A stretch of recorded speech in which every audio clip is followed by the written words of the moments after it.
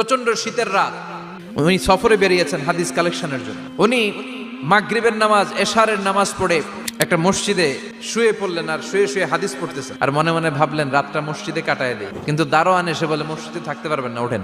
উনি যে আহমদ ইবনে হাম্বল এটা চিনে নাই, কাঁথা গুছিয়ে হাদিসের কিতাব নিয়ে কাঁধের মধ্যে ব্যাগ নিয়ে মসজিদ থেকে বের হয়ে গেলেন। কি আর করবেন, প্রচন্ড শীত, আর কাঁপতেছেন বুড়ো মানুষ। পথিমধ্যে দেখলেন বাজার একজন খাব্বাজ, শাবুন খাব্বাজ, যুবক রুটি বিক্রেতা। সে রুটি বিক্রি করে। সে যে সালাম দিল, আসসালামু আলাইকুম। আহমদ ইবনে হাম্বল বলে, যুবক আমার যাওয়ার জায়গা নেই, সফরে বেরিয়েছি, খুব শীতে কষ্ট পাচ্ছি, রাতে যদি তোমার এই চুলা থেকে একটু আগুন পোহাই কোনো সমস্যা?